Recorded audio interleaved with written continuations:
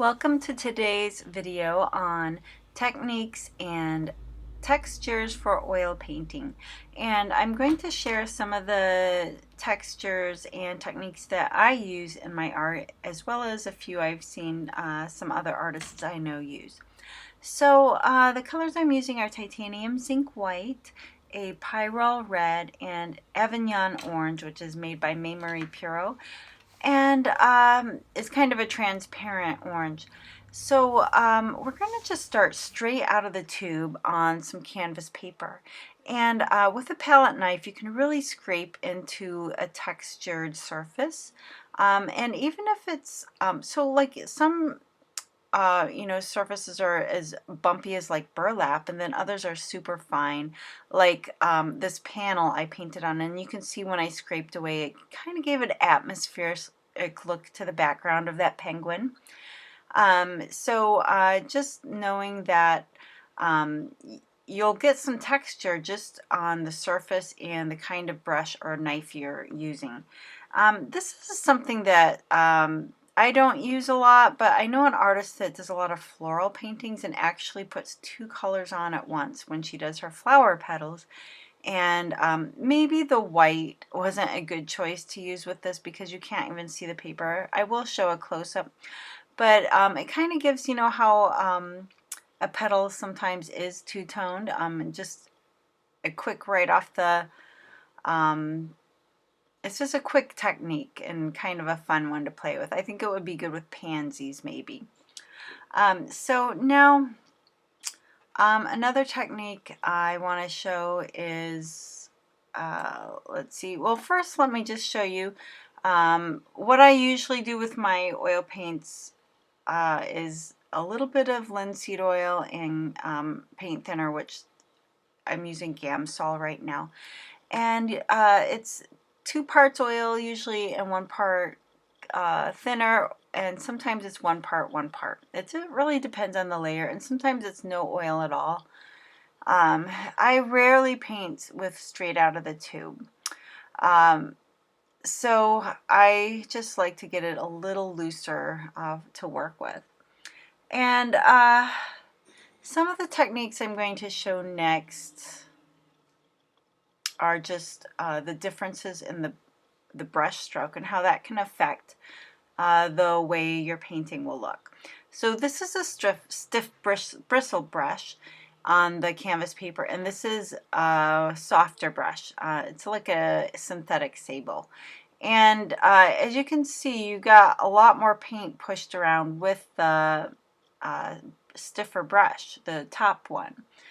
And then here's the same thing with the bristle. You get a lot of paint down on the canvas paper, and then with the smooth, softer brush, not as much. It just can't attack the textured paper as well.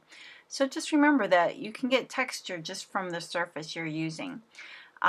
So also, as you can see here, this is a wood panel. So on the black part of his wings, I used this stiff brush and I kind of pushed the paint off and kind of made a scraping type look.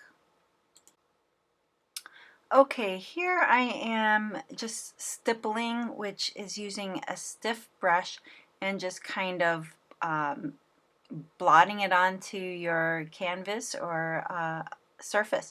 And I don't use this technique a lot, but it would be good for trees or other landscaping, or even like fur on an animal. Okay, so here's some scraping. I was having a heyday with that for a while, just scraping into things and having a lot of fun with it. The way I see it is, go ahead and paint realistically, but have fun with your paint in the areas where you don't have to, they're not as important to the painting, like the background, or as you can see, sometimes even the body of a bird. I'll just start having fun.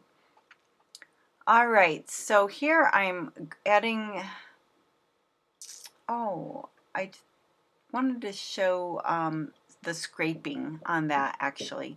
and how I scrape sometimes two colors into each other, and it gives a lot of movement and kind of blends edges. This one's like really extreme, but it can be used in you know, for different, with abstract or even realism, I think. So I think I have these pictures messed up a little. That last bird was, I had actually used my finger, and you can kind of see that down in the bottom left hand corner where I literally took my finger through the paint and was doing finger painting, and I've done that on paintings as well. All right, this is salt that I'm adding to some paint to give it texture. And I knew an artist when I was at the One of a Kind show in Chicago, selling my art. He was also selling art there, doing landscapes, and he actually put sand in all of his paintings. He did larger paintings and added sand. Okay, so this right here is cold wax medium, and I've done other videos using at least one other using cold wax medium. And what I like about it is it's a great way to thicken your paintings without having to wait forever for them to dry, or even to have them kind of like a souffle deflate. And that can happen sometimes if you have too much oil or solvent in your paint and you make it super thick, and then as it cures it kind of shrinks and makes like a crinkly surface. So this cold wax medium will prevent that. It'll dry faster. It'll support the paint without it separating. And I just cut this out of some cardboard, and you could just use a cereal box even. But there are tools you can buy at art supply stores that already have different edges like that. And I mean, maybe for abstract art or even on realism, you might find a purpose for this. I can't find an actual painting where I've used that, but just something to keep in mind. I have used the cold wax medium and applied it kind of impasto style with a palette knife before, and you have to be careful because I know, like Hans Hofmann, and a famous abstract artist. Well, here's some of my cold wax medium just used to build up layers. You got to be careful. Like Hans Hofmann said, it can easily take a painting from an actual painting to a sculpture when people just start using it as maybe a crutch to like build up the surface. And so just be careful with that. That's why he always encouraged, you know, working with the flat planes of the surface to get your effects instead of trying to make a sculpture out of your painting. But this is a technique just at pushing something into the surface when I've got the cold wax medium.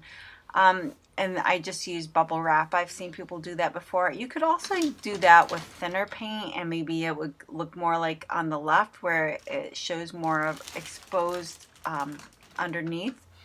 Because the way I had it so thick, it didn't go down to the surface. And I've seen it where it does actually lift off to the surface. And then you'd have kind of like a circle effect instead of just this bumpy effect. All right, the last thing I'm going to show is just kind of Jackson Pollock style, is splattering. And I always, if I'm using my knife, use a tissue because I've cut my fingers before trying to splatter. You could use a brush, a toothbrush, or a paintbrush as well. Just play with the consistencies to get it right. Here's an example of me using literal dots to make snow and then splatter, and you can see the difference, the more spontaneous effect. And I've used it for non-snow, like just texture on a bird or just some fun color on a cupcake. Here's just a bunch of everything. I think I've got fingers and scrapes, and here's another one, scrapes and splatters and all kinds of stuff going on. And here is an example of mixing using oil pastel as well as paints. And so anyway, I hope you enjoyed this video. Thanks for watching.